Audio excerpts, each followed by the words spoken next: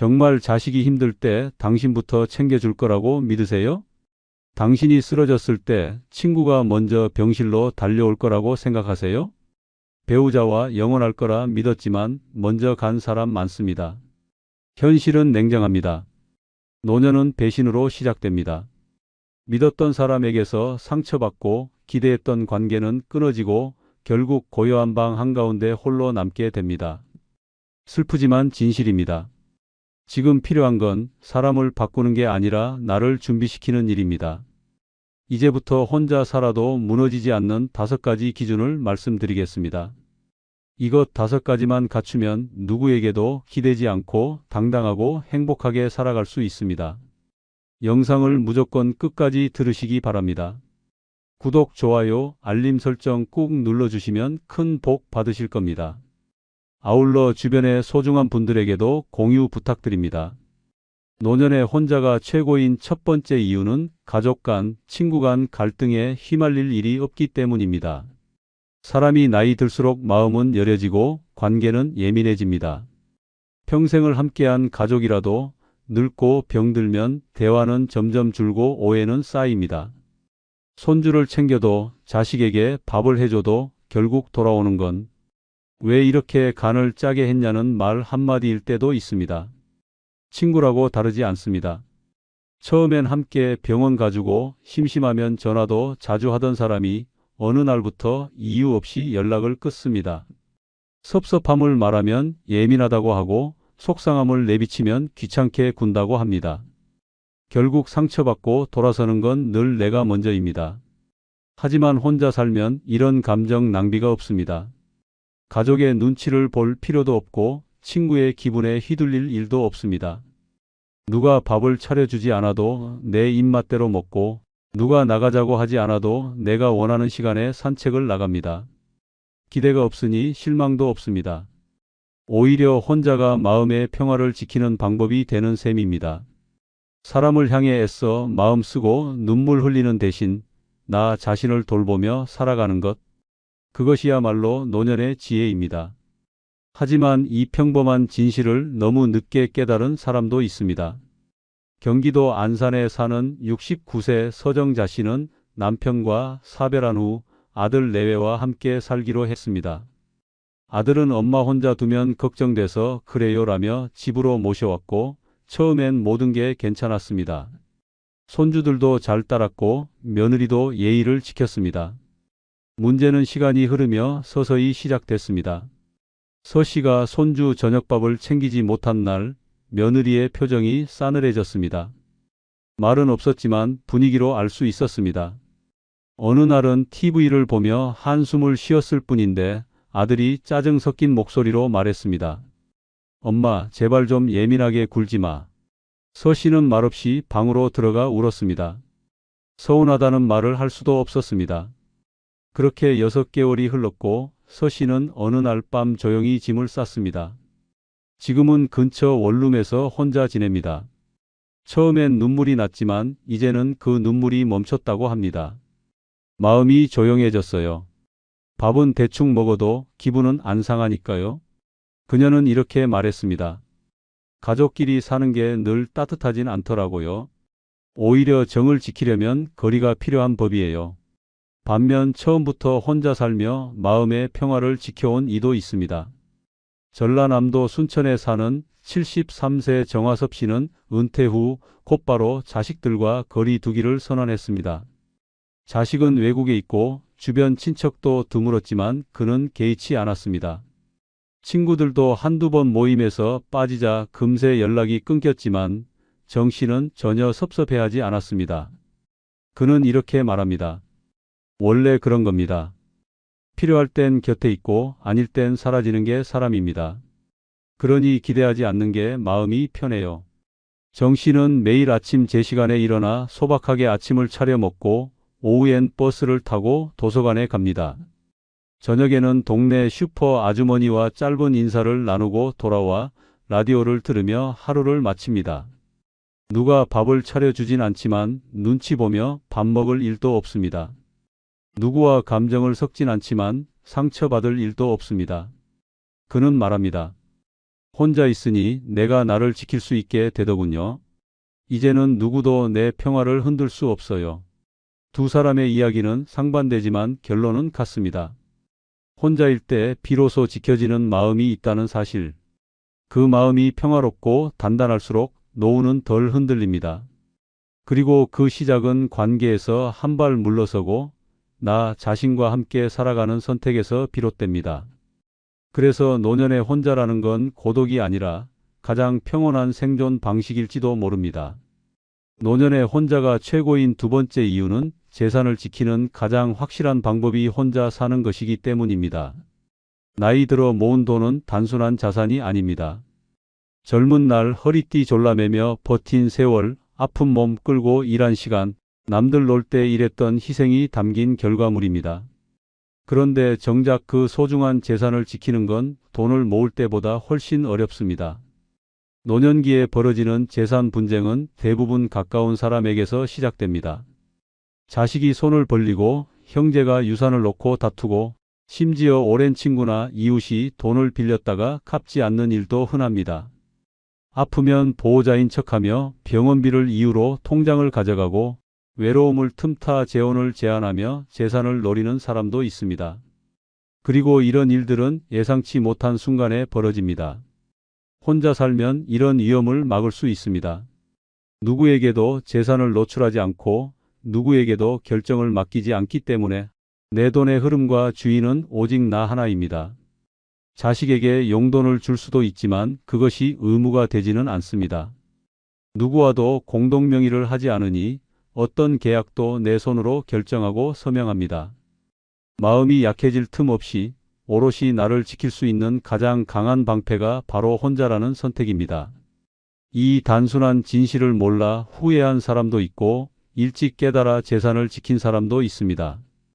경북 구미에 사는 74세 정진호 씨는 아내를 먼저 떠나보내고 큰아들과 함께 살기로 했습니다.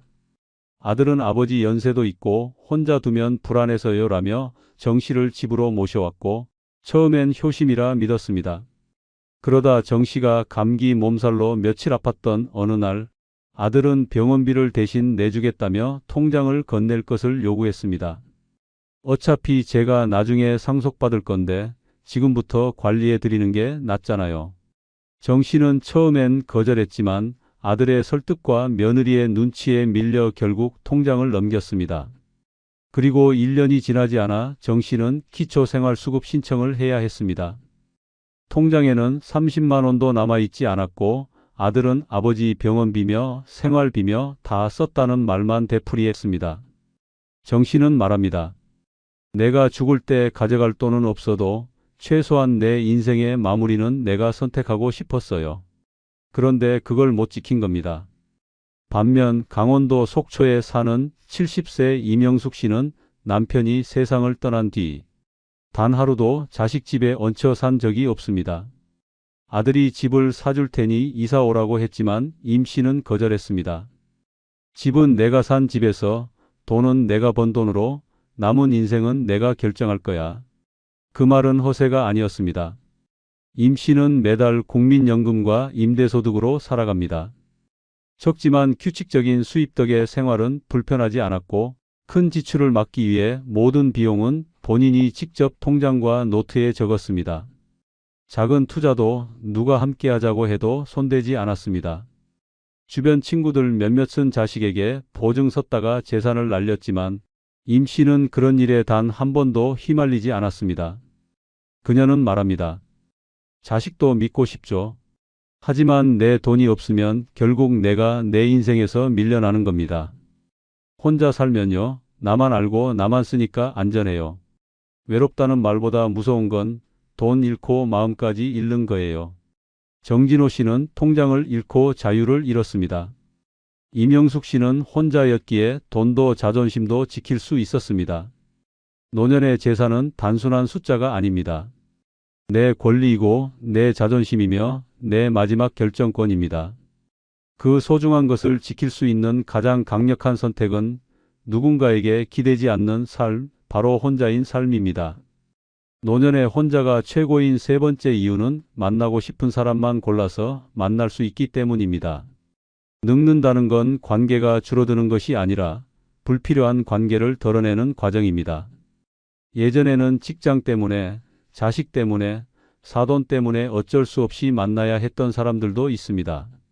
좋아하지 않아도 웃어야 했고, 듣기 싫은 말에도 고개를 끄덕여야 했습니다. 그런데 노년에는 다릅니다. 혼자 살면 누굴 만날지부터 내가 선택할 수 있습니다.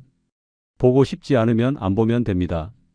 혼자 사는 가장 큰 자유는 바로 이 인간관계의 선택권입니다. 억지로 약속을 잡지 않아도 되고 매번 술자리에 끌려가지 않아도 됩니다. 보고 싶은 친구가 있으면 여유 있는 시간에 천천히 만나면 됩니다. 부담도 없고 눈치도 없습니다. 연락을 끊어도 미안할 이유가 없습니다. 싫은 사람에게 나는 좀 쉬고 싶다고 말할 용기도 생깁니다. 이처럼 관계의 다이어트는 마음의 평화를 가져옵니다. 그리고 그 자유는 혼자 살 때 비로소 완성됩니다. 누가 옆에 있다는 이유로 피곤한 모임에 나갈 필요도, 누군가와 함께 살기 때문에 그 사람의 인간관계에 끌려다닐 필요도 없습니다. 함께 사는 사람 하나만 늘어나도 관계는 배가 되고 피로는 몇 배가 됩니다.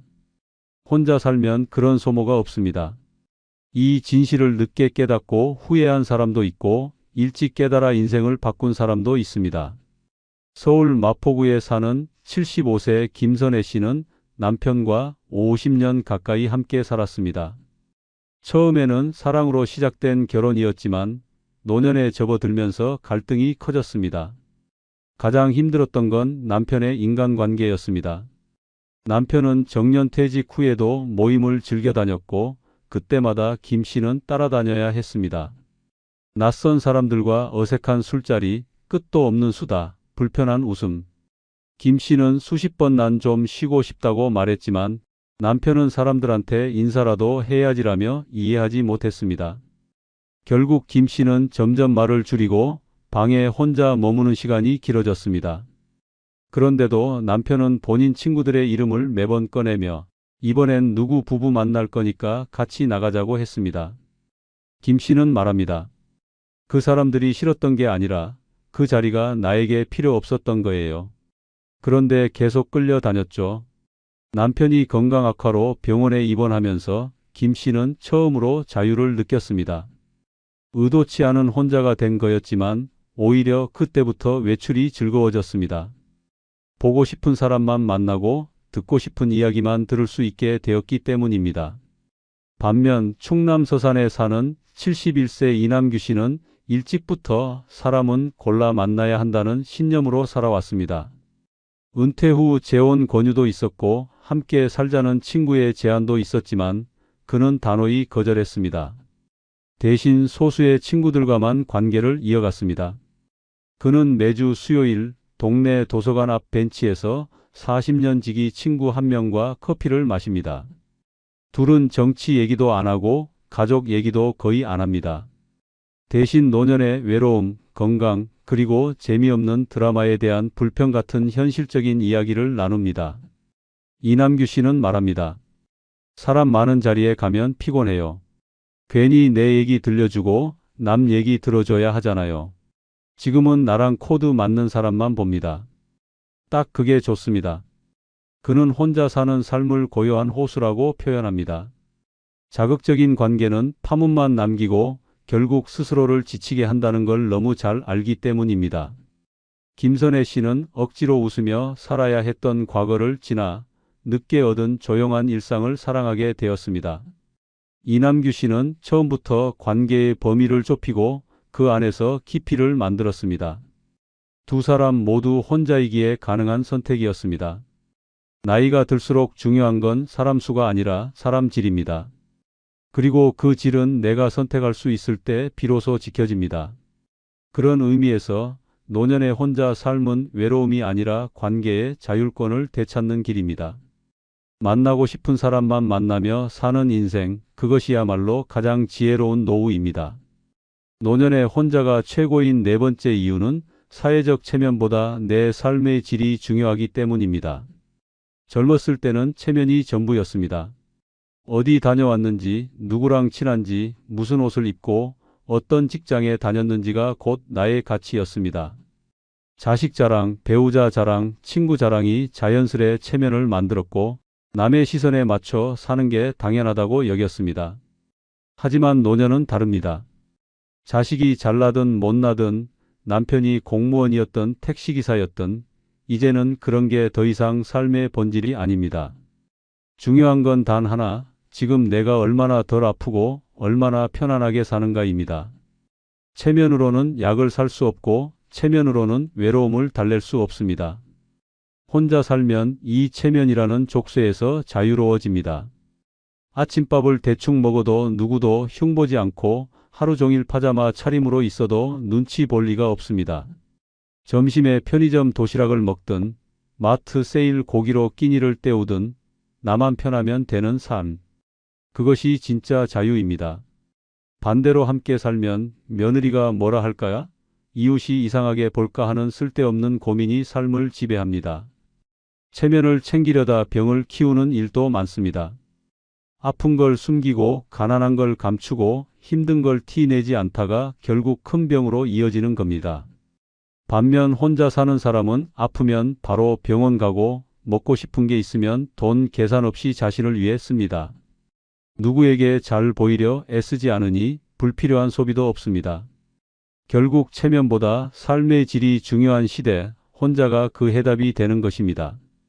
그 진실을 늦게 깨닫고 후회한 사람도 있고 일찍부터 체면을 버리고 삶을 지킨 사람도 있습니다. 서울 도봉구에 사는 76세 유정임 씨는 40년간 살던 집을 팔고 작은 오피스텔로 이사했습니다. 처음엔 주변에서 말이 많았습니다.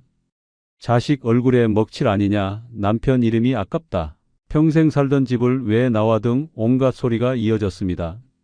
특히 사촌 언니는 그 나이에 혼자 사는 거 창피하지도 않냐고 타박했습니다. 하지만 유 씨는 고개를 들고 말했습니다. 창피한 건 내가 사는 집이 아니라 불행한 얼굴로 사는 인생이에요. 사실 그녀가 집을 판 이유는 간단했습니다. 계단 많은 단독주택이 더는 몸에 맞지 않았고 집 유지비도 부담이 컸기 때문입니다. 결국 그녀는 작은 평수지만 엘리베이터 있는 아파트로 옮겼고 병원과 마트가 가까운 곳에 자리를 잡았습니다. 그 선택 이후 그녀의 삶은 눈에 띄게 달라졌습니다. 허리 통증이 줄었고 외출이 쉬워졌으며 무엇보다 마음이 가벼워졌습니다. 반면 경북 포항에 사는 70세 정명수 씨는 체면 때문에 모든 걸 잃은 경우입니다. 정 씨는 평생을 교사로 지내며 자존심을 지켜온 사람입니다. 은퇴 후 연금을 받으며 살고 있었지만 체면상 자식 집에서 함께 살아야 한다고 생각했습니다. 결국 큰아들 집에 들어갔고 주변에는 손주 보려고 올라왔다고 말했습니다.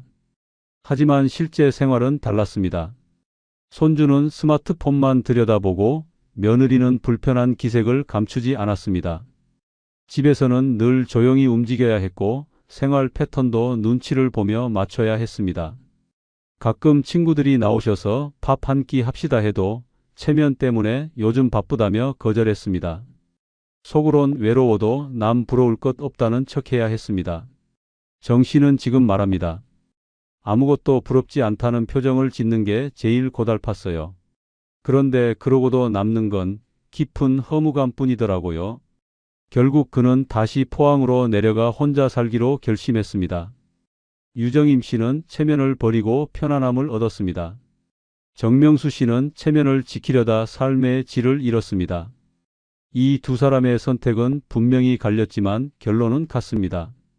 노년의 삶은 남의 시선으로 채워지는 게 아니라 내 몸과 마음이 얼마나 덜 피곤한가로 결정됩니다.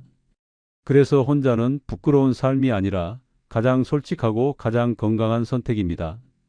남이 뭐라 하든 나답게 살 수 있는 삶. 그게 진짜 품격이고 진짜 체면입니다. 노년의 혼자가 최고인 5번째 이유는 인생의 마무리를 내 방식으로 할 수 있기 때문입니다. 사람은 누구나 삶의 끝을 맞이합니다. 그런데 그 마지막을 어떻게 맞이하느냐는 남이 아닌 내가 정해야 할 몫입니다. 하지만 함께 사는 사람, 특히 가족이 있으면 그 결정은 온전히 내 것이 되지 않습니다. 병원에 갈지 말지, 연명치료를 받을지 말지, 어디에서 삶을 마무리할지조차 가족의 뜻에 따라 흔들립니다. 의사 표현을 해도 엄마가 몰라서 그래 아버지 말은 그냥 감정이잖아요 하며 묵살대기 일수입니다. 누군가는 말합니다. 그래도 자식이 있으면 마지막까지 곁에서 지켜줄 거 아니냐고. 하지만 그건 이상적인 이야기일 뿐 현실은 다릅니다. 바쁜 자식은 돌봄을 병원에 맡기고 배우자는 아프면 힘에 부쳐 간병인을 부릅니다. 심지어 내 인생의 마지막을 논의하는 자리에서 나만 빠져 있는 경우도 많습니다. 그렇게 내 삶은 타인의 판단으로 정리되고 맙니다.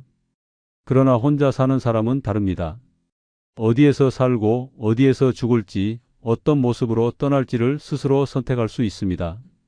요양병원 대신 자택을 고를 수도 있고 연명치료 대신 평온한 자연사를 택할 수도 있습니다. 장례 방식도 유산의 배분도 마지막에 입을 옷도 내가 정할 수 있습니다. 누군가의 눈치가 아닌 내 뜻대로. 이런 자유는 오직 혼자일 때만 가능한 특권입니다. 삶의 마무리란 누가 대신해 주는 게 아니라 내가 준비하고 내가 선택해야 하는 순간입니다. 그리고 그 결정을 지키기 위해 필요한 건 혼자라는 독립입니다. 서울 종로구에 사는 79세 한은숙 씨는 10년 전부터 내 죽음을 내 손으로 준비하겠다며 소위 웰다잉 노트를 작성해 왔습니다. 어떤 치료는 거부하겠다는 문서부터 장례식 대신 친구 셋이 모여 식사를 하며 기억해 달라는 메모까지. 그녀는 자식에게 재산을 남기지 않았고 오히려 소규모 시민단체에 일정 금액을 기부하겠다고 유언장에 명시했습니다. 처음엔 주변 사람들이 말렸습니다. 자식들이 서운해하지 않겠냐, 이기적이라는 말 들을 수 있다, 너무 쓸쓸하지 않냐는 말도 들었습니다. 하지만 그녀는 흔들리지 않았습니다. 나는 평생 남에게 맞춰 살았어요. 마지막만큼은 나답게 살고 싶어요. 그녀는 매일 아침 스스로 밥을 차려 먹고 일주일에 2번 동네 도서관에서 자원봉사를 합니다. 몸이 아프면 병원 예약도 본인이 직접 합니다. 그녀는 말합니다. 죽음을 준비한다고 슬픈 게 아니라 오히려 지금 더 충만하게 살게 됐어요. 끝이 내 뜻대로 정해져 있으니 하루하루가 소중해졌죠. 반면 경기도 수원에 사는 81세 윤성도 씨는 삶의 마지막 순간을 지키지 못한 채 후회 속에 살고 있습니다. 평생 가족을 위해 희생하며 살아온 그는 중풍으로 쓰러진 뒤 자식들이 정한 요양병원에 입원하게 됐습니다. 윤 씨는 의식이 돌아온 뒤 연명치료를 중단하고 집으로 돌아가고 싶다는 의사를 밝혔습니다. 그러나 자식들은 그건 감정적인 판단이다, 우리가 감당할 수 없다는 이유로 받아들이지 않았습니다. 윤 씨는 현재 병원 침대에 누워 하루하루를 보내며 말합니다. 내 인생인데 내 뜻은 아무것도 아니더라고요. 정말 외롭고 억울해요. 한은숙 씨는 혼자였기에 마지막을 스스로 설계했습니다. 윤성도 씨는 가족이 있었지만 오히려 그 가족이 그의 마지막을 대신 결정했습니다. 누가 더 행복했을까요? 누가 더 자기다운 삶을 살았다고 말할 수 있을까요? 인생의 마무리는 한 번뿐입니다. 누구도 대신해 줄 수 없습니다. 자식도, 배우자도, 친구도 끝을 대신 살아주진 못합니다. 그래서 마지막만큼은 남의 뜻이 아닌 내 방식으로 보내야 합니다. 그리고 그것이 가능해지는 순간은 내가 홀로 설 때입니다. 혼자라는 건 고독이 아닙니다. 그것은 결정권을 내 손에 쥐는 일입니다. 내 죽음을 내 손으로 준비할 수 있는 사람만이 지금 이 순간도 진짜로 살고 있는 사람입니다. 그래서 혼자 사는 노년은 가장 온전한 삶의 마지막을 위한 최고의 선택입니다. 한때는 함께 웃고 함께 울었던 사람들이었습니다. 하지만 나이 들어보면 압니다. 그 모든 관계는 상황에 따라 바뀌는 모래성일 뿐이었다는 걸. 내가 약해지면 멀어지고, 내가 외로우면 조용해지고, 내가 무너지면 아무도 남지 않습니다. 그래서 이제는 인연을 끊는 용기가 필요한 때입니다. 오늘 영상에서는 부질없는 인연 다 끊고 혼자 사는 게 왜 최고인지 낱낱이 파헤쳐 드리겠습니다. 끝까지 보시면 진심으로 깨닫게 됩니다. 부질없는 인연 다 끊고 혼자 사는 게 최고인 첫 번째 이유는 좋은 척 안 하고 억지 미소 안 지어도 되기 때문입니다. 나이 들어 인간관계에서 가장 지치는 건 진심이 아니라 연기입니다.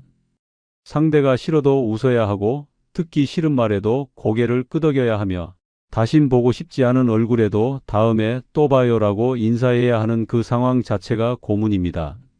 늙어서는 체력이 부족해서가 아니라 이 가식이 버거워서 사람을 멀리하게 됩니다. 억지로 감정을 숨기고 억지로 분위기를 맞춰주고 억지로 웃는 시간이 많을수록 수명은 깎여 나갑니다. 특히 나이 들수록 감정 소모는 몸의 면역력과 직결되기 때문에 하루 종일 좋은 척하며 지내는 사람일수록 밤에 혼자 있을 때 이유 없이 허탈하고 분노가 올라옵니다. 나는 왜 이 나이에도 저 사람 기분을 맞춰줘야 하지? 라는 생각이 머리를 치고 지나갈 때 늦었다고 느끼는 바로 그 순간부터 외로움이 아니라 자유를 향해 나아가야 합니다. 관계를 유지하기 위해 끊임없이 나를 부정하고 듣기 싫은 말을 웃으며 받아들이고 가짜 공감과 가짜 관심을 주고받는 일상은 결국 나라는 존재를 지워버립니다. 특히 가족이라는 이름으로 얽힌 관계는 더욱 무섭습니다. 아무리 지쳐도 아무리 원망스러워도 끊을 수 없다는 착각이 사람을 지옥으로 끌고 갑니다. 하지만 깨달아야 합니다. 이 세상에 끊으면 안 되는 인연은 없습니다. 내 마음의 평화를 깨는 순간부터 그 인연은 독입니다. 서울 양천구에 사는 정선희 씨는 30년 지기 친구와의 관계를 끊은 뒤 처음으로 편안한 일상을 맞이했습니다. 둘은 늘 함께 식사를 하고 여행도 가고 명절이면 서로의 가족까지 챙기며 가까운 사이를 유지해 왔습니다. 문제는 그 친구가 언제부터인가 선희 씨를 들러리로 취급하기 시작한 시점부터 시작됐습니다. 식당에서 늘 자리를 정하고 메뉴를 고르고 선희 씨의 말은 끊고 자신의 이야기를 하기에 급급했습니다. 처음엔 그냥 참았습니다. 이 정도는 감수할 수 있어라고 생각했습니다. 하지만 점점 더 무례해지고 만날 때마다 기분이 상하는 일이 반복됐습니다. 그러던 어느 날 함께 백화점에서 식사를 하던 중 친구는 아무렇지도 않게 말했습니다. 넌 성격이 좀 심심해서 내가 없으면 사람 못 만날 거야. 그 순간 선희 씨는 깨달았습니다. 이건 친구가 아니라 감정 착취자라는 사실을. 그날 이후 연락을 끊었습니다. 이후 처음엔 허전하고 불안했지만 놀랍게도 매일매일이 편해졌습니다. 억지로 꾸미지 않아도 되고 눈치 보지 않아도 되고 누구에게도 맞출 필요 없는 삶이 시작된 것입니다. 지금 선희 씨는 이렇게 말합니다. 나는 이제 진짜 내 얼굴로 웃고 진짜 내 기분으로 하루를 살아갑니다. 좋은 척을 안 해도 되는 삶은 외롭지 않습니다. 외로운 건 억지로 관계를 유지할 때 생기는 피로일 뿐입니다. 나를 지키는 유일한 방법은 진심이 아닌 사람과는 멀어지는 용기입니다. 늦게라도 끊는 게 정답입니다. 그래야 억지 미소가 사라지고 내 얼굴에도 진짜 웃음이 찾아옵니다. 두 번째 이유는 내 삶에 참견하는 사람 없어 평온하기 때문입니다. 늙어서 가장 괴로운 건 외로움이 아니라 끝도 없이 내 삶에 끼어드는 말들입니다. 그 나이에 그걸 왜 해?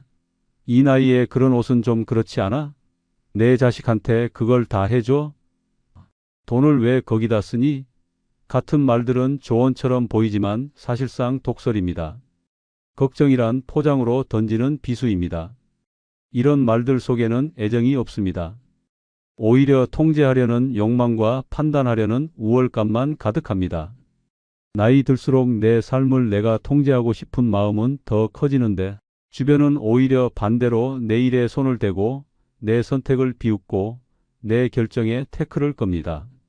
사소한 음식 취향부터 가구 배치, TV 채널, 외출 시간, 휴대폰 문자 하나까지 시시콜콜 간섭받다 보면 어느 순간 내 삶에서 나는 사라지고 그들만 남습니다. 가족이든 친구든 함께 살면 더 행복해질 줄 알았지만 현실은 다릅니다. 함께 사는 순간 내 선택은 사라집니다. 아무리 편한 사이라도 사람과 사람 사이엔 간섭이 생기고 그 간섭은 시간이 흐를수록 깊고 날카로워집니다. 나를 걱정한다는 이유로 삶을 통제하려 드는 사람을 가까이 두는 순간 나는 더 이상 주체가 아닌 피동적인 존재가 됩니다. 결국 내가 원하는 것, 내가 좋아하는 것, 내가 되고 싶은 삶은 그 관계 안에서 허락받아야만 가능한 일이 됩니다.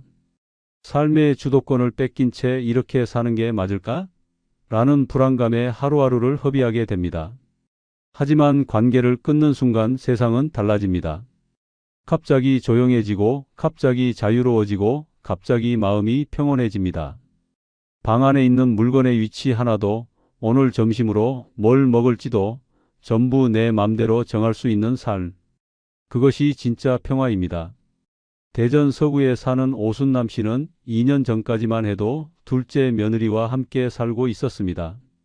큰아들은 외국에 있어 현실적으로 같이 살 수 없어 둘째 아들과 합가를 결정했지만 그 선택이 인생 최대의 후회로 남게 됐습니다. 처음엔 다정했습니다. 며느리는 장을 봐주고 말벗도 대어주고 집안일도 나눠서 했습니다. 하지만 시간이 지날수록 며느리의 말이 조금씩 바뀌기 시작했습니다. 어머님, 저녁은 조금만 드세요. 살찌면 혈압 오르잖아요. 그 옷 말고 이 옷 입으세요. 이게 훨씬 단정해요. 친구분들 너무 자주 오시는 것 같아요. 조용히 좀 지내셨으면 좋겠어요. 이 모든 말들이 겉으로는 걱정이고 배려였습니다. 하지만 실상은 통제였습니다. 자신의 식단대로 음식을 맞추고 외출 시간에 잔소리를 하고 심지어 오순남 씨 휴대폰을 몰래 보면서 연락처도 정리했습니다. 결정적인 계기는 오순남 씨가 여행을 가려 했던 어느 날이었습니다. 며느리는 단호하게 말했습니다. 지금 집안 분위기가 그런 데가 아니에요. 여행은 다음에 가세요. 순남 씨는 말없이 방에 들어가 문을 닫았습니다. 그날 밤 한참을 고민하다 새벽에 조용히 가방을 쌌습니다. 아들 집을 나와 작은 원룸을 얻고 지금은 혼자 삽니다. 처음에는 막막했습니다. 하지만 이제는 단호히 말합니다. 이제야 내 인생을 내가 살고 있는 것 같아요. 누가 나한테 뭘 하지 말라고 말하지 않아요. 이 평온이 이렇게 값진 줄 몰랐습니다. 간섭 없는 삶이 진정한 자유입니다. 참견받지 않는 하루가 진짜 힐링입니다. 부질없는 인연을 끊는 순간 그 누구도 내 삶의 조종관을 잡을 수 없게 됩니다. 그때부터 내가 사는 인생은 남이 아닌 나를 위한 인생이 됩니다. 이 평온이야말로 혼자 사는 삶의 가장 강력한 축복입니다. 세 번째 이유는 필요한 인연은 자연스럽게 다시 찾아오기 때문입니다. 억지로 이어가는 관계는 결국 나를 갉아먹습니다. 연락을 먼저 하지 않으면 끊기고 선물을 하지 않으면 잊히고 속을 털어놓으면 험담의 도마 위에 올라갑니다. 이런 인연을 굳이 지키느라 자신을 태우는 사람은 결국 마음의 잿더미만 남게 됩니다. 하지만 의외로 진짜 소중한 사람은 내가 연락을 끊고 혼자 살겠다고 마음먹는 순간 더 선명하게 드러납니다. 인연은 억지로 붙잡을수록 흐려지고 놓아줄수록 진짜만 남습니다. 진심이 있는 사람은 멀어져도 다시 돌아오고 계산적인 인연은 아무리 붙들어도 끝내 떠납니다. 혼자 있는 시간을 견딜 수 있어야 그 빈자리에 진짜 사람이 들어옵니다. 무조건적인 친절은 나를 이용하려는 사람을 끌어들이고 침묵 속에서 진짜 친구는 그 침묵을 뚫고 다가옵니다. 고요한 방 안, 울리지 않는 전화기, 찾아오지 않는 사람들 앞에서 우리는 절망을 느낍니다. 하지만 그건 비로소 불순물을 걸러내는 시간입니다. 누구도 찾아오지 않는 그 시간 속에서 진짜 인연은 나를 걱정해주고 나를 찾고 조심스럽게 문을 두드립니다. 억지로 연결된 관계는 결국 끊어질 운명이었습니다. 진짜 인연은 기다릴 줄 압니다. 침묵도 견디고 상처도 보듬고 시간이 흘러도 잊지 않습니다. 그러니 부질없는 인연을 모두 정리해야 합니다. 그 안에 가짜가 너무 많기 때문입니다. 독이 든 관계를 붙잡고 있다 보면 결국 내 마음만 병들고 맙니다. 혼자 있는 시간이 두려워 인연을 유지하려는 순간부터 인생은 흔들리기 시작합니다. 혼자의 시간을 견디는 사람만이 진짜 사람을 만납니다. 광주 북구에 사는 김정혜 씨는 한때 전화번호부에 저장된 이름만 180명이 넘었습니다. 친목 모임, 교회 지인, 학부모 인맥, 친척들까지 누구 하나 놓치지 않으려 노력했습니다. 하지만 어느 순간 자신이 연락을 끊으면 아무도 먼저 전화하지 않는다는 걸 깨달았습니다. 몸이 아파 병원에 입원한 날에도 정작 자신이 챙긴 사람 중 단 한 명도 병문안을 오지 않았습니다. 그때부터 정혜 씨는 전화를 차단하고 단톡방을 나가고 연락처를 정리하기 시작했습니다. 모두가 이상하다고 했고 어떤 사람은 요즘 왜 연락이 없느냐며 핀잔을 줬습니다. 하지만 정혜 씨는 그 말을 듣고도 미소 지었습니다.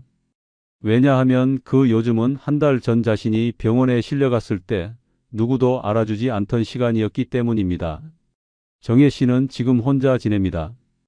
연락도 하지 않고 모임도 가지 않습니다.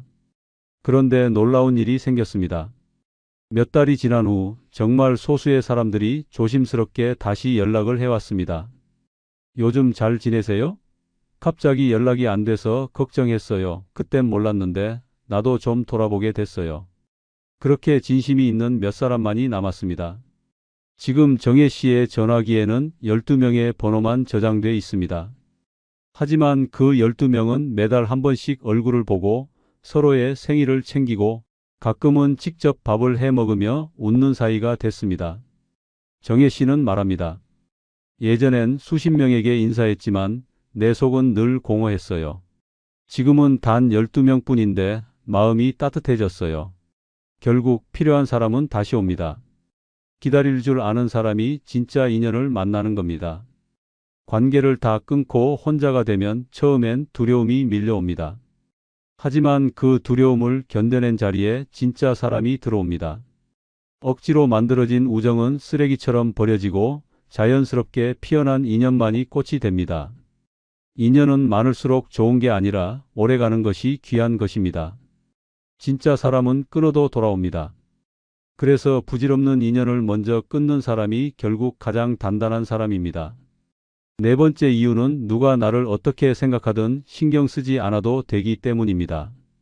평생 남의 시선에 맞춰 살아온 사람일수록 혼자 남았을 때 오히려 진짜 자유를 느낍니다. 이 옷 입으면 촌스러워 보일까? 이 말 하면 이상하게 들릴까? 나만 낯가리나? 이런 생각에 갇혀 하루를 소비하고 내 마음보다 남의 눈을 더 신경 쓰며 살아갑니다. 하지만 그 눈이 나를 구해준 적은 단 한 번도 없습니다.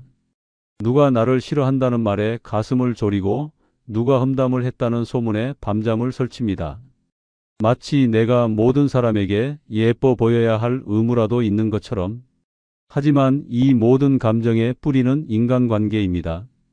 특히 부질없는 인연일수록 내가 어떻게 보일까를 더 집요하게 신경 쓰게 만듭니다. 이유는 단 하나, 그 인연이 진짜가 아니기 때문입니다. 진심으로 나를 이해하는 사람은 굳이 설명하지 않아도 받아줍니다. 가식으로 이어진 관계일수록 웃는 표정 하나에도 칼날 같은 평가가 돌아옵니다. 그래서 늙어서는 단호해야 합니다. 누구 눈치도 보지 않고 아무 말에도 휘청이지 않기 위해서 먼저 인연을 정리해야 합니다. 내 말투, 내 행동, 내 선택에 대해 누가 뭐라 하든 상관하지 않을 자유. 그 자유를 얻는 가장 빠른 방법은 사람을 줄이는 것입니다. 사람을 줄이면 생각도 줄고 생각이 줄면 스트레스가 사라집니다. 결국 혼자 남는 게 아니라 나를 지키는 시간만 남는 것입니다. 마음이 약한 사람일수록 남의 시선을 많이 신경 씁니다. 그리고 그 마음을 가장 먼저 무너뜨리는 건 가까운 사람입니다. 너 요즘 왜 그런 옷 입어? 그 나이에 그런 걸 해? 내가 보기엔 좀 아닌 것 같아. 이런 말들은 애정이 아니라 지배욕입니다. 나를 틀렸다고 규정 짓고 자신의 시선에 끼워 맞추려는 잔인한 통제입니다. 결국 그렇게 살다 보면 나는 나가 아닌 그들이 원하는 모습으로 늙어갑니다. 부산 해운대구에 사는 이정자 씨는 예전엔 동네 사람들 사이에서 소위 평판 좋은 할머니였습니다. 누구에게도 미소를 잃지 않았고 모임에도 빠지지 않고 주변 부탁도 다 들어주는 사람이었습니다. 하지만 그 이면엔 늘 불안이 있었습니다.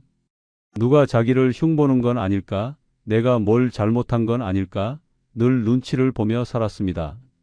그러던 어느 날 정자 씨는 유방암 초기 판정을 받았습니다. 수술을 받고 회복 중이던 시기 정자 씨는 사람들의 시선을 피하기 시작했습니다. 머리가 빠지고 얼굴이 변하자 그동안 자신이 애써 쌓아온 좋은 이미지가 무너질까 두려웠습니다. 그런데 이상한 일이 생겼습니다. 그렇게 외출을 끊고 모임을 거절하자 오히려 마음이 편해졌습니다. 화장하지 않아도 되고 멋을 부리지 않아도 되고 좋은 말 하지 않아도 되는 시간이 찾아온 것입니다. 정자 씨는 그때 처음으로 내가 지금까지 뭐에 매여 있었던 걸까라는 생각을 했습니다. 그리고 결정했습니다. 다시는 남의 시선을 신경 쓰며 살지 않겠다고. 지금 정자 씨는 짧은 머리에 편한 옷을 입고 혼자 책 읽고 걷는 시간을 즐깁니다. 그리고 말합니다. 그때 알았어요. 나를 가장 괴롭히는 건 남이 아니라 남을 신경 쓰는 내 마음이었다는 걸. 남의 눈치를 보지 않아도 되는 삶은 생각보다 빠르게 치유를 가져옵니다. 관계를 끊는 순간 사람들의 평가가 들리지 않게 됩니다. 그리고 그 빈자리에 비로소 내가 나를 있는 그대로 바라보는 눈이 생깁니다. 그 눈은 단 한 번도 나를 깎아내리지 않습니다. 그래서 혼자 사는 게 진짜 자유입니다. 누가 뭐라고 해도 나는 나답게 있는 그대로 살아갈 수 있기 때문입니다. 부질없는 인연 다 끊고 혼자 사는 게 최고인 5번째 이유는 오로지 나를 위해서만 돈을 쓸 수 있기 때문입니다. 늙어서 가장 억울한 순간은 통장에 돈이 있음에도 내 마음대로 쓰지 못할 때입니다. 내가 번 돈인데도 자식 눈치 보느라 사고 싶은 옷 하나 못 사고 친구들 체면 맞추느라 안 가도 될 식당에서 억지로 밥값 내고 누가 아프다 하면 자동처럼 지갑 열어야 하는 삶은 결국 나를 가난하게 만드는 지옥입니다. 돈은 숫자가 아니라 자유입니다. 하지만 그 자유를 가장 먼저 빼앗는 것이 바로 부질없는 인연입니다. 생색내는 친척, 손 벌리는 지인, 도와줬던 걸 당연하게 여기는 사람들. 이런 사람들 사이에선 돈이 흐르는 게 아니라 감정 착취가 반복됩니다. 아무리 모아도 채워지지 않고 아무리 아껴도 남지 않는 이유는 단 하나, 내가 아닌 남을 위해 돈을 쓰기 때문입니다. 특히 노년에 접어들면 마지막까지 남 좋은 일만 하다 끝난다는 말이 뼈처럼 박히게 됩니다. 친구 생일 챙기느라, 조카 결혼식 가느라, 며느리 생일 선물 사느라, 정작 내 건강검진비는 미루고 내 신발은 낡아도 그냥 신습니다. 그렇게 나는 점점 사라지고 내 돈은 남의 손에 흘러갑니다. 관계는 남았지만 내 삶은 텅 비어갑니다. 그러나 인연을 끊는 순간 돈이 남기 시작합니다. 한 달에 몇 번 나가던 약속이 사라지면 택시비와 밥값이 아껴집니다. 소모적인 선물 대신 내가 먹고 싶은 고기를 사 먹고 내가 입고 싶은 옷을 고르게 됩니다. 평생 남만 챙기며 살았던 사람이 처음으로 나를 위해 쓰는 돈이라는 걸 배우는 순간 인생이 새롭게 시작됩니다. 그때 비로소 돈이 편안해지고 마음도 평온해집니다. 대구 달서구에 사는 조명숙 씨는 3남매를 다 출가시킨 뒤에도 늘 돈은 나눠야 복이 온다는 생각으로 살았습니다. 자식들 생활비, 손주 용돈, 시댁 제사비, 친구 회비까지 매달 200만 원 넘게 나가는 지출에 허리가 휘었지만 아무도 고마워하지 않았습니다. 오히려 생활이 빠듯해졌을 때 자식에게 도움을 청하자 돌아온 말은 차가웠습니다. 엄마도 이제 좀 아꼈어요. 우리가 다 도와줄 수는 없어요. 그 말을 들은 날 밤 조 씨는 통장을 들여다보며 눈물을 삼켰습니다. 그리고 다짐했습니다. 더 이상 남 좋은 일에 돈을 쓰지 않겠다고. 그날부터 친구 단톡방을 나가고 가족 단체방도 조용히 묵음 처리했습니다. 그리고 매달 빠져나가던 돈을 정리했습니다. 제사 음식은 간소하게, 용돈은 기념일에만, 생색 없는 관계는 완전히 끊었습니다. 처음엔 허전했습니다. 누가 전화해 주지도 않고 문자도 없었습니다. 그런데 이상하게도 그때부터 돈이 모이기 시작했습니다. 통장 잔고가 늘어가고 필요한 물건을 살 수 있게 되자 삶의 생기가 돌기 시작했습니다. 조 씨는 요즘 작은 여행을 즐깁니다. 스스로에게 고급 화장품을 사주고 새 가방을 선물했습니다. 그리고 말합니다. 내가 나를 위해 돈을 쓰니까 늙은 내가 아니라 살아있는 내가 됐어요. 오로지 나를 위해 쓰는 돈은 사치가 아니라 회복입니다. 그동안 무너졌던 자존감을 다시 세우고 잃어버렸던 삶의 즐거움을 되찾는 길입니다. 남에게 흘리던 돈을 나에게 돌리는 순간 인생이 달라집니다. 혼자 사는 삶이 축복인 이유는 그 누구도 내 지갑에 손을 대지 못하고 나만의 만족을 위해 돈을 쓸 수 있기 때문입니다. 돈이 있을 때 잘 살아야지 남한테 쓰다 비면 아무도 채워주지 않습니다. 진짜 부자는 남이 아닌 나를 위해 쓰는 사람입니다. 아무도 말리지 않았습니다. 아니, 오히려 모두가 이 나이에 외롭지 않게 살아야지라며 등을 떠밀었습니다. 그렇게 김할아버지는 다시 사랑을 믿었습니다. 하지만 그 믿음은 곧 지옥의 문을 열고야 말았습니다. 부인과 사별한 지 3년. 침대 머리맡에 아내의 사진만 놓인 외로운 방, 자식들은 바쁘다는 핑계로 전화 한 통 없고 친구들은 하나둘 요양원으로 떠나버렸습니다. 김할아버지는 어느 날 밤 TV 속 중년 연애 프로그램을 보다가 문득 자신도 다시 누군가와 웃고 싶다는 생각을 하게 됩니다. 바로 그 다음 날 동네 목욕탕에서 우연히 마주친 노인의 친구가 조심스럽게 한마디를 건넵니다. 혼자 외롭지? 내가 아는 아주머니 있는데 참 괜찮아. 그 말 한마디에 시작된 만남이었습니다. 그녀는 처음부터 달랐습니다. 눈웃음을 지으며 선생님, 손이 참 따뜻하시네요 라고 말하는가 하면 한 달도 안 돼요. 우리 둘이 함께하면 참 좋겠어요. 이 나이에 무슨 시간 낭비예요? 라며 직진을 시도합니다. 그 말이 낯설면서도 달콤하게 들렸습니다. 김할아버지는 정신없이 빠져들었습니다. 외로웠던 세월을 보상받는 느낌이었고 누군가 자신의 이야기를 들어주는 그 시간이 행복했습니다. 그녀는 일부러 김할아버지의 옛 부인을 언급하며 참 현명하셨던 분 같아요. 그분이 하늘에서 외롭지 말라고 나를 보낸 걸 수도 있겠네요 라며 감성까지 파고듭니다. 결국 김할아버지는 반지를 꺼내 들고 조용한 공원 벤치 위에서 고백을 합니다. 우리 같이 삽시다. 서로 의지하며 남은 인생 같이 해요. 하지만 문제는 바로 다음 날부터 시작됐습니다. 그녀는 신혼 첫날 부드러운 미소로 김할아버지에게 이렇게 말했습니다. 우리 돈 문제는 투명하게 해요. 선생님 연금이랑 예금은 제가 알아서 관리할게요. 걱정 마시고 몸만 챙기세요. 그 순간 김할아버지는 짧은 망설임을 느꼈지만 이 사람이 날 이렇게까지 걱정해 주는데라는 생각에 결국 통장을 건넵니다. 심지어는 카드 비밀번호까지 말해버립니다. 그리고 충격적인 일이 벌어집니다. 그날 오후 김할아버지가 졸고 있는 사이 그녀는 집안 구석구석을 돌아다니며 각종 서류를 살핍니다. 재산 목록, 부동산 서류, 보험 계약서까지 몽땅 훑고 사진으로 찍어두며 웃고 있는 모습이 현관 CCTV에 고스란히 남아 있었습니다. 이 모든 게 단 하루 만에 벌어진 일입니다. 그리고 그날 밤 김할아버지가 잠이 든 사이 그녀는 혼잣말을 합니다. 이 정도면 노후 자금은 충분하겠지. 아주 좋은 재혼이네. 이제 막 사랑을 시작한다고 믿은 그 순간 김할아버지는 이미 모든 것을 빼앗기고 있었습니다. 외로움은 마음을 흔들었고 그 흔들린 틈을 누군가는 정확히 노리고 있었습니다. 이 사랑은 운명이 아니었습니다. 계획된 함정이었습니다. 재혼한 그날부터 김할아버지의 일상은 차가운 감옥으로 변했습니다. 환한 웃음으로 시작된 사랑은 어느새 숨조차 제대로 쉴 수 없는 감시와 통제로 뒤바뀌었습니다. 가장 먼저 무너진 것은 인간관계였습니다. 자식들이랑은 그만 연락해요. 그 사람들, 선생님 외로운 거 조금이라도 이해했으면 진작에 왔겠죠. 그녀의 그 말 한마디에 김할아버지는 핸드폰 속 자식들 번호를 지워버립니다. 아들 생일날 걸었던 전화, 딸 결혼 기념일에 부르던 축하 노래, 이제 모두 삭제 버튼 하나로 사라졌습니다. 그녀는 말했습니다. 이젠 나만 믿고 살면 돼요.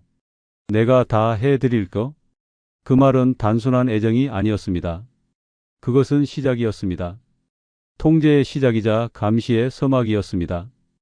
김할아버지가 혼자 장을 보러 나가겠다고 하면 그녀는 웃으며 말합니다. 왜 나를 믿지 못하세요?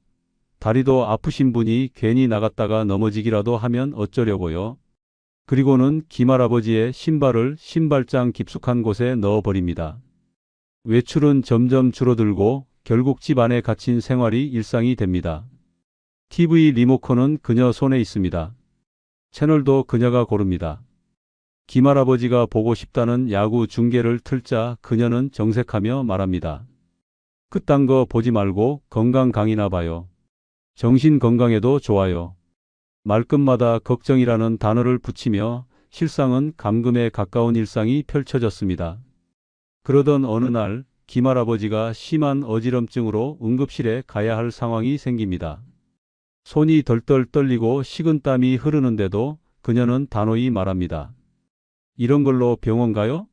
괜히 돈만 쓰고 집에서 푹 쉬면 낫는다니까요. 그녀는 결국 구급차도 부르지 않고 김할아버지를 침대에 눕힌 채 진통제 하나 건네고는 방을 나가버립니다. 며칠 후 김할아버지가 간병인을 부르겠다고 하자 그녀는 웃으며 이렇게 말합니다. 내가 있는데 왜 다른 사람을 불러요? 설마 다른 여자를 드리겠다는 거예요? 순간 방 안 공기가 얼어붙습니다. 그녀는 날카로운 눈빛으로 김할아버지를 바라보며 씹듯이 말합니다. 내가 당신한테 얼마나 잘하고 있는데 이젠 의심까지 해요? 그날 이후 김할아버지는 다시는 그 말을 꺼내지 못합니다. 간병인은커녕 전화 한 통 넣을 기회조차 주어지지 않았습니다. 그녀는 외출할 때마다 방문을 반쯤 열어놓고 TV 볼륨을 줄이며 말합니다. 밖에 나간다. 하지만 내가 없는 동안 이상한 행동하면 나도 가만히 안 있을 거야. 이건 사랑이 아니었습니다. 돌봄도 아니었습니다.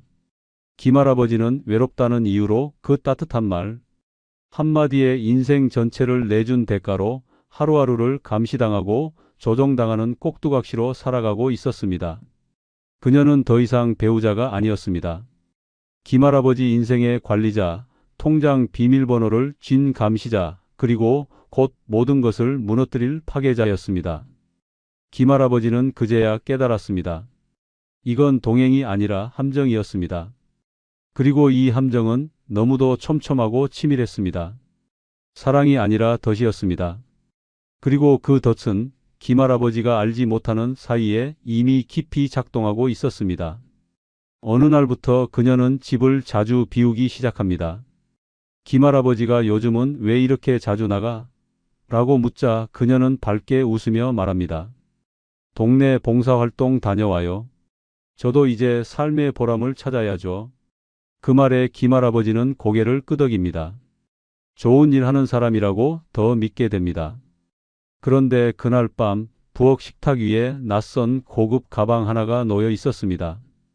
태그에는 외국 브랜드 이름이 적혀 있었고 가격은 무려 240만 원. 이건 뭐야? 아, 이거요? 사촌 언니가 부탁해서 대신 결제한 거예요. 곧 돈 들어올 거예요. 그때부터 김할아버지는 이상한 낌새를 느끼기 시작합니다. 현관 앞엔 낯선 택배가 쌓이고 카드 결제 알림은 하루에도 몇 번씩 울립니다. 우리 생활비는요? 연금은? 다 장부에 써놨어요. 걱정 마세요. 하지만 장부는 끝내 보여주지 않았고 통장은 더 이상 김할아버지 손에 돌아오지 않았습니다. 어느 날 그녀가 외출한 사이 책상 서랍을 열어본 김할아버지는 결정적인 것을 목격합니다. 보험 서류 2장, 자신도 모르게 계약된 이름. 보험 수익자란에 그녀의 이름이 선명하게 적혀 있었습니다. 심장이 내려앉습니다.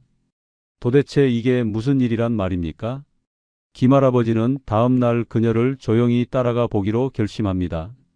목욕탕 간다고 나간 그녀는 동네 상가 뒷골목에서 누군가와 만나고 있었습니다. 거기엔 중년의 남자가 있었고 둘은 손을 잡은 채 웃고 있었습니다. 말없이 사진을 찍는 김할아버지, 손은 떨리고 다리는 힘이 풀릴 듯합니다. 집으로 돌아온 김할아버지는 묻습니다. 오늘 누구 만났어? 그녀는 무표정으로 대답합니다. 아는 분이에요. 왜 감시하세요? 그리고는 이어지는 말. 그따위 의심할 거면 나랑 왜 살아요? 그 순간 김할아버지는 마치 죄인처럼 주눅이 들고 사진을 꺼내지도 못합니다. 이 모든 것이 자신의 착각일지도 모른다는 불안감이, 믿고 싶다는 미련이 그의 입을 막습니다. 하지만 며칠 후 더 큰 충격이 터집니다. 집을 담보로 대출이 실행됐다는 우편이 날아온 것입니다. 그가 평생 모은 피땀이 들어간 집, 아내와 함께 꾸며놨던 그 안락한 보금자리. 그 집이 이제 빚으로 잠식당하고 있었습니다. 이게 뭐야? 왜 이런 게 와? 그녀는 짜증난 얼굴로 말합니다. 당신 이름으로 한 거니까 내가 몰라도 되는 거 아니에요? 그리고는 덧붙입니다. 내가 잘할게요. 집도 더 좋은 데로 옮기면 되잖아요. 그 말은 핑계가 아니었습니다. 면밀하게 설계된 계획이었습니다. 재혼, 연금 장악, 보험 계약, 담보 대출. 모든 수순이 순식간에 맞물리며 김할아버지의 인생을 통째로 빼앗아가고 있었습니다. 이제 그는 통장도, 카드도, 재산도, 자식과의 연락도 모두 잃었습니다. 오직 남은 건 그녀의 기분에 따라 살아야 하는 하루하루. 김할아버지는 그날 밤 처음으로 침대에서 울었습니다. 혼자 중얼거렸습니다. 내가 이럴 줄 알았으면 그냥 혼자 살걸. 하지만 이미 되돌릴 수 없었습니다. 이 사랑은 꽃이 아니라 칼날이었습니다. 사랑이라 믿었던 그 여인은 실은 그의 인생을 조각내기 위해 보낸 파괴자였습니다. 그녀는 김할아버지 인생을 조용히 해체해 나가고 있었습니다. 사랑이라는 이름으로 다가와 연금을 차지했고, 걱정이라는 핑계로 고립을 시켰으며, 헌신이라는 가면으로 모든 재산의 권리를 자신의 손에 쥐었습니다. 그러던 어느 날 김할아버지 앞으로 온 한 통의 우편물이 마지막 남은 믿음마저 부숴버립니다. 연금 자동이체 수령 계좌 변경 완료 안내. 김할아버지는 혼란에 휩싸입니다. 자신은 아무것도 신청한 적이 없었습니다. 급하게 국민연금공단에 전화해 확인해 보니 이미 지난주에 위임장이 제출되어 계좌가 변경됐다는 답변이 돌아옵니다. 서명? 당연히 위조였습니다. 그녀가 김할아버지의 도장을 보관하고 있었기 때문입니다. 이제 연금조차 그녀가 관리하는 카카오뱅크 계좌로 들어가고 있었습니다. 분노에 치민 김할아버지가 따져 묻자 그녀는 전혀 당황하지 않은 표정으로 말합니다. 어르신, 그런 걸로 예민하게 굴면 건강에 안 좋아요. 제가 알아서 다 챙긴다고 했잖아요. 그 말 한마디에 김할아버지는 완전히 멍해집니다. 자신이 누군지, 왜 이렇게까지 당했는지 이제는 혼란조차 판단을 덮고 있었습니다. 그날 밤 그는 마지막 희망을 붙잡고 자식에게 전화를 겁니다. 통화 연결음이 길게 울리다 겨우 딸이 받습니다. 아빠, 무슨 일이야? 떨리는 목소리로 김할아버지는 말합니다. 얘야, 아빠가 좀 이상한 것 같아.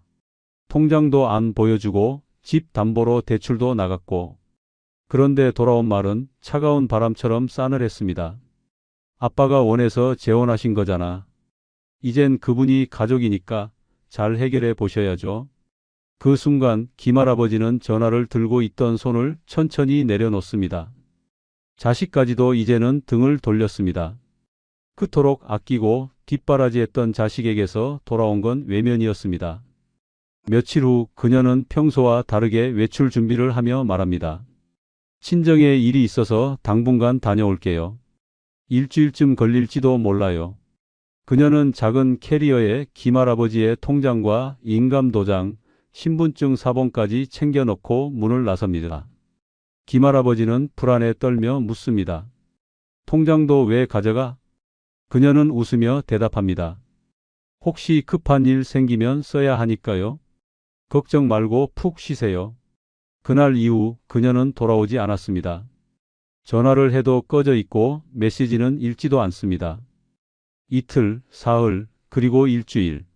점점 시간이 흐르며 김할아버지는 가슴을 부여잡고 쓰러질 듯한 감각에 휘청입니다. 자식에게 다시 전화를 해보지만 이번엔 아예 받지도 않습니다. 친구들에게 전화를 돌리지만 그런 일엔 우리가 어떻게 도와주냐며 대답을 피합니다. 결국 경찰서에 찾아가 실종 신고를 하자 담당 경찰은 서류를 넘기며 냉정하게 말합니다. 법적으로는 부부이기 때문에 공동재산 처분이나 외출을 이유로 수사에 착수하긴 어렵습니다. 김할아버지는 입을 다물고 그대로 의자에 주저앉습니다. 다리가 후들거리고 숨이 막히고 눈앞이 흐려옵니다. 그는 사랑을 믿었습니다. 사람을 믿었습니다. 하지만 그 믿음은 결국 자신을 철저히 무너뜨렸습니다. 이제 남은 건 없습니다. 연금은 빼앗겼고 집은 담보로 넘어갔으며 자식과의 끝마저 끊어졌습니다. 그리고 그가 평생 아껴온 모든 것은 단 한 사람의 사기극에 의해 단 몇 달 만에 전부 사라졌습니다. 사랑인 줄 알았던 관계는 사실 완벽하게 설계된 범죄였습니다. 김할아버지는 이제 알게 됐습니다. 외로움보다 무서운 건 그 외로움을 노리는 사람이라는 사실을. 그녀의 눈물 연기 앞에서 모든 진실은 가려졌고 김할아버지는 순식간에 가해자로 낙인 찍혔습니다. 재산은 이미 그녀의 손에 넘어갔고 자식들은 등을 돌렸으며 법정에선 위자료까지 물어주라는 판결이 내려졌습니다. 하지만 진실은 결코 영원히 묻히지 않았습니다. 절망 끝에서 김할아버지를 다시 일으킨 건 뜻밖에도 목격자 한 사람의 양심이었습니다. 그녀가 사라진 지 2달 후 우체국 앞 벤치에서 혼자 앉아있던 김할아버지에게 낯선 여인이 다가왔습니다. 혹시 김 어르신 맞으시죠? 예? 그런데요. 저 말씀드릴 게 있어요. 예전부터 고민했는데 이제는 더 못 참겠어요. 그녀는 자신을 김할아버지 집 옆 라인에 사는 주민이라 소개했습니다. 그리고 입을 떼는 순간 김할아버지의 2다리가 그대로 굳어버렸습니다. 제가요, 몇 달 전에 그 여자분이 집 앞에서 어떤 남자랑 다정하게 얘기하는 걸 여러 번 봤어요. 팔짱도 끼고 웃고 어떤 날은 차에 같이 타고 나가기도 했어요. 김할아버지는 숨이 멎는 줄 알았습니다. 정확히 누구랑 뭘 봤다는 거예요? 그 남자요. 그 사람 아마도 내 연남인 것 같았어요. 한 번은 그 여자분이 저희 집까지 와서 혹시 남편 오면 연락 좀 달라고 부탁하더라고요. 그날 남자랑 집에 둘이 있었거든요. 말문이 막혔습니다. 그녀는 덧붙였습니다. 사실 저희 단지에 소문도 많았어요. 김할아버지 재산 다 가져가려는 거 아니냐는 말도 나왔고 너무 죄송해요. 그냥 못 본 척하고 말았는데 이제는 말해야 할 것 같아서요. 그녀의 증언은 곧바로 법률구조공단을 통해 재심 청구서에 포함되었습니다. 게다가 동네 마트 직원도 비슷한 말을 해줍니다. 가끔 혼자 올 때는 쌍욕을 하고 카드 긁을 땐 이 돈도 이제 끝이다 같은 말을 하더라고요. 처음엔 그냥 장난인 줄 알았는데 들으면서 이상했어요. 증언이 모이기 시작했고 거짓의 껍데기는 빠르게 벗겨졌습니다. 특히 결정적이었던 건 그녀가 김할아버지에게 폭언을 당했다고 말하며 제출했던 음성 파일이었습니다. 그 음성은 알고 보니 두 사람의 대화가 아닌 그녀 혼자 말하며 녹음한 것이었습니다. 왜 나를 무시해? 왜 소리쳐? 왜 욕해? 라고 혼잣말하듯 말하는 방식. 전문가 감정 결과 응답자의 목소리가 없고 대화 흐름이 비정상적이라는 분석이 나오며 결정적 반격이 가능해졌습니다. 법원은 즉각 재심을 받아들였습니다. 2명의 이웃 증인, 마트 직원, 그리고 조작된 음성 파일. 그것만으로도 충분했습니다. 재판장 앞에 다시 선 그녀는 이전처럼 울지 않았습니다. 고개를 숙인 채 입을 다물었고 판결은 냉정했습니다. 이 사건은 혼인 제도를 악용한 고의적 재산 편취이며 고령자 대상 계획적 범죄로 판단됩니다. 사기 및 명예훼손, 위증 혐의까지 더해져 그녀는 징역 3년 6개월을 선고받았습니다. 김할아버지는 위자료와 재산 분할 의무가 모두 취소되었고 연금 계좌도 다시 본인 명의로 복구되었습니다. 법원에서 나오던 순간 김할아버지는 하늘을 올려다보며 중얼거렸습니다. 살다 보니 이런 날도 오는구나. 사랑은 이용당했고 인생은 농락당했지만 끝까지 포기하지 않은 한 사람의 진심이 결국 진실을 이겼습니다. 김할아버지의 억울함은 그렇게 세상 앞에 드러났고 진실은 다시 그의 편에 섰습니다. 김할아버지는 모든 것을 잃은 듯 했지만 끝내 가장 중요한 것을 지켜냈습니다. 자존심이 아니었습니다. 돈도 아니었습니다. 그것은 바로 내 인생은 내가 지킨다는 의지였습니다. 법정에서 무죄를 선고받고 그녀가 감옥에 수감된 뒤에도 김할아버지는 오랫동안 웃지 않았습니다. 사람을 믿은 대가로 받은 상처는 깊었고 연금이 복구돼도 마음속 허탈감은 쉽게 가시지 않았습니다. 하지만 어느 날 아침 마당에 핀 작은 꽃 하나를 보며 김할아버지는 웃음을 터뜨렸습니다. 이놈의 꽃이 피네 내가 살긴 살았구먼. 그날 이후 김할아버지는 변했습니다. 먼저 자식들에게 전화를 걸어 사과했습니다. 내가 그땐 외로움에 눈이 멀었어. 자식마저 미워하게 만들더라. 아들은 한참을 말없이 듣고 있다가 조용히 말했습니다. 이젠 괜찮아요, 아버지. 저희가 곁에 있을게요.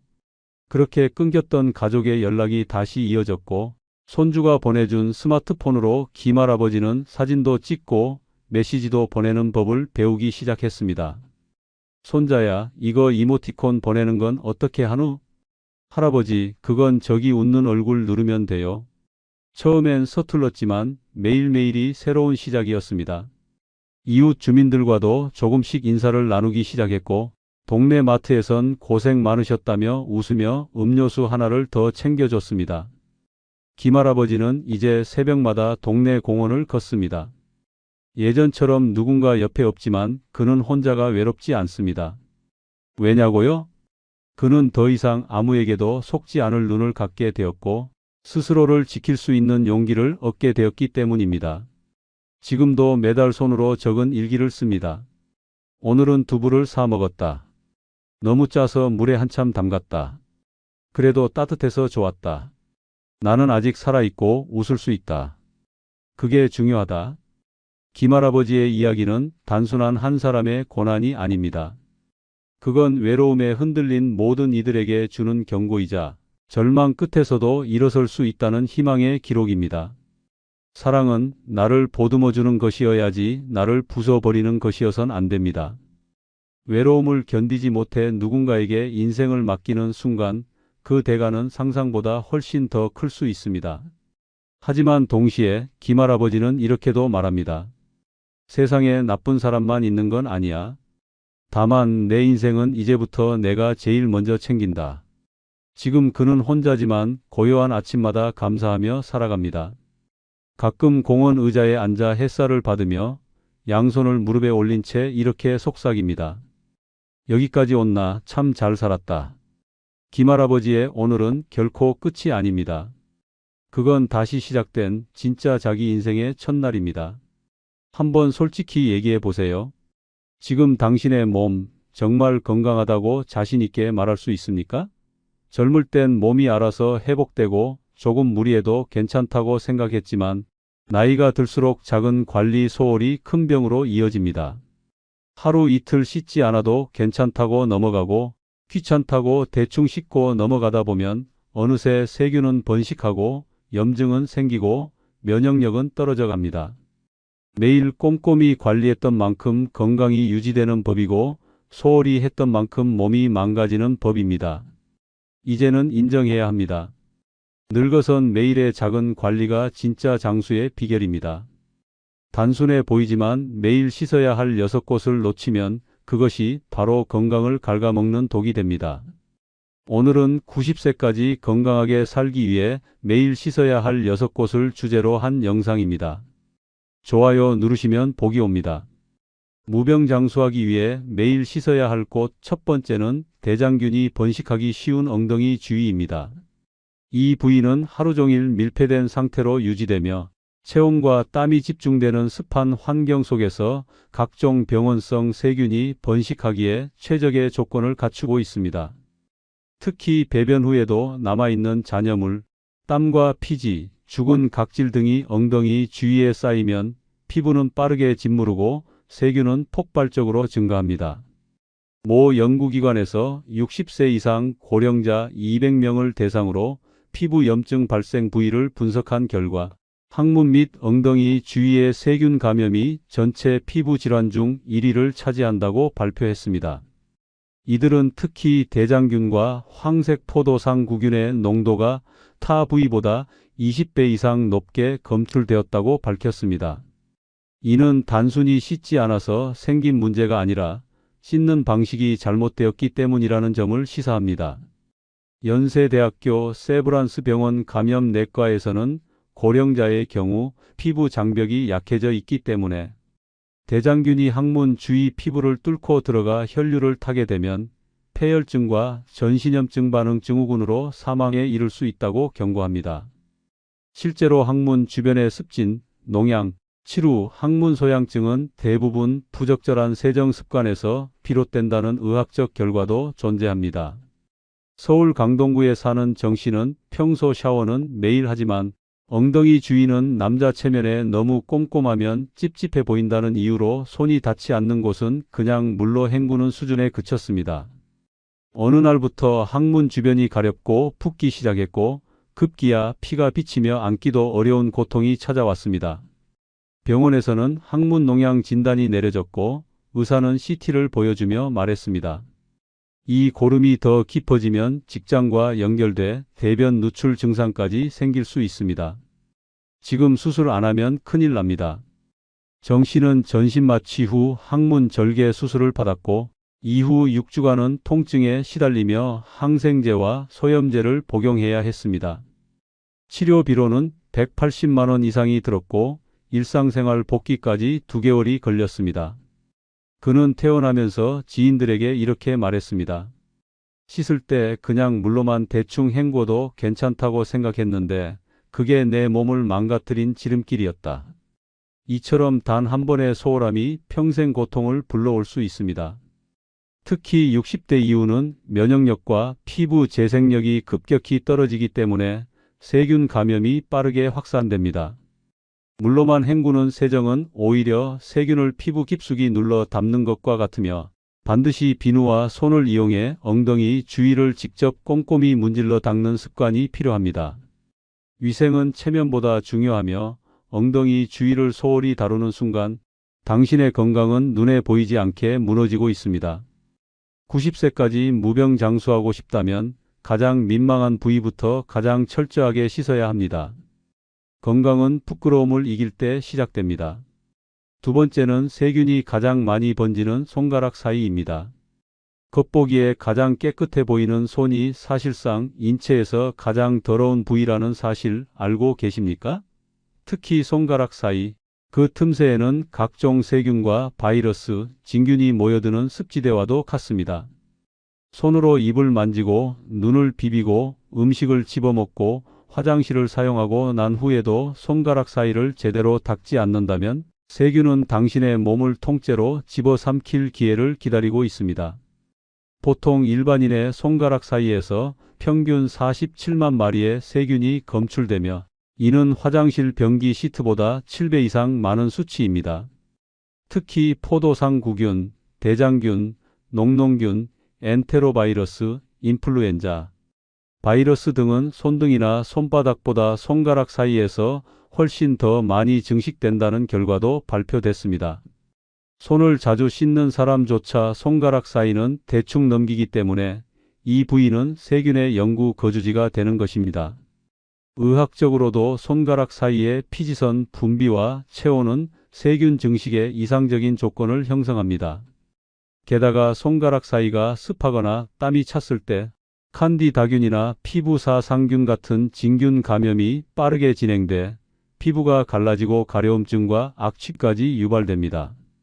만성화되면 지간백선이라는 피부병으로 발전하며 특히 당뇨가 있는 고령자는 이 감염이 발 전체로 퍼질 수 있습니다.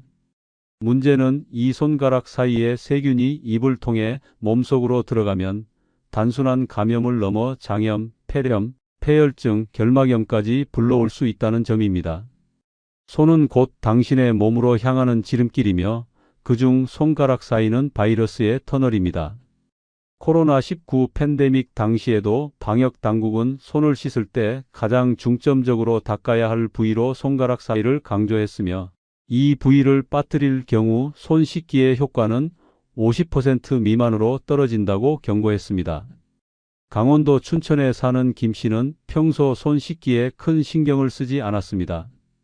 매일 아침 산책을 다녀온 뒤에도 물로만 손을 대충 씻었고 손가락 사이는 귀찮다며 거들떠보지도 않았습니다.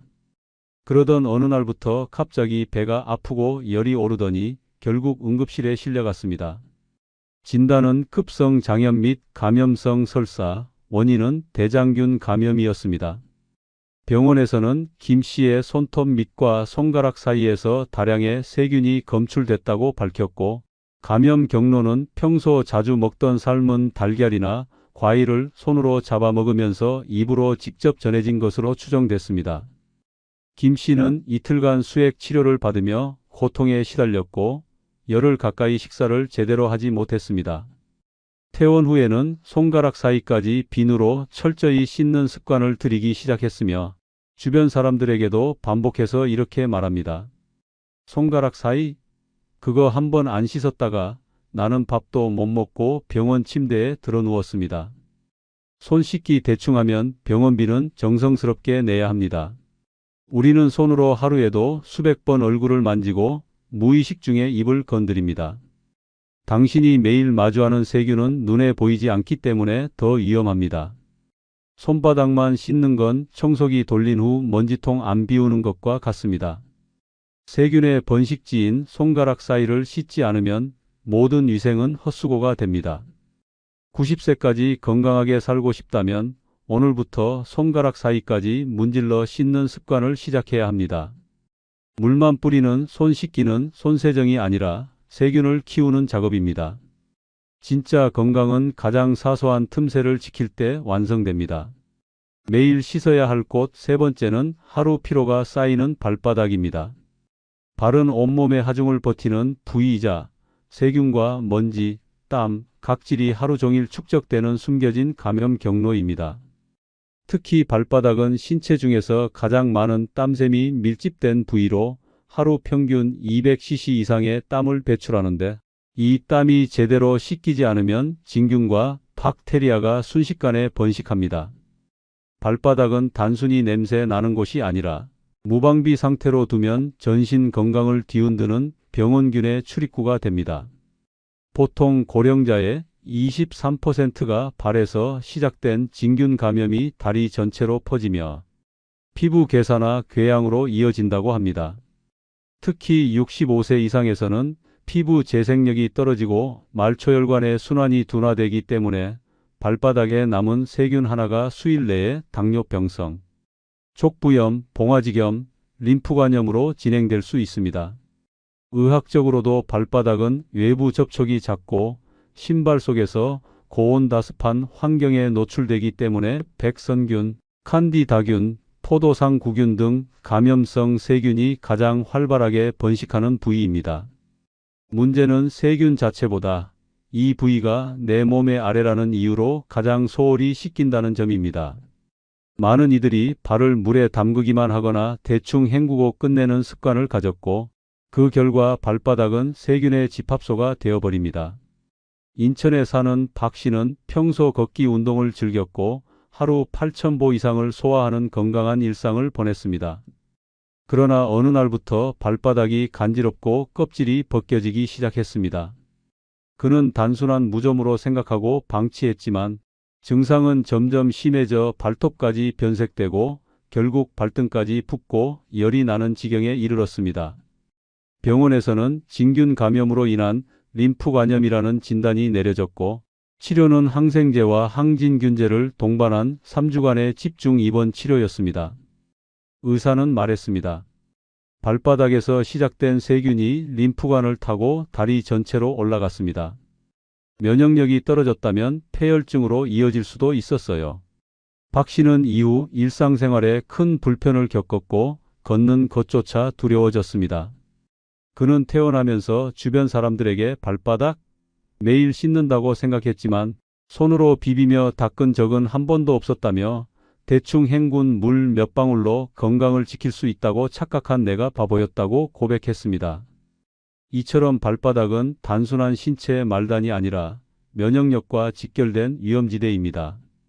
하루 동안 온갖 먼지와 균, 땀과 피로가 쌓이는 이 부위를 제대로 씻지 않으면 발뿐만 아니라 몸 전체가 병드는 결과를 초래합니다. 샤워 시 발을 물에 담그는 것만으로는 아무 효과가 없습니다. 반드시 손으로 직접 문질러 닦고 발가락 사이까지 꼼꼼하게 비누질을 해야 세균의 둥지를 제거할 수 있습니다. 90세까지 건강하게 살고 싶다면 가장 아래에 있다고 가장 소홀히 여겨진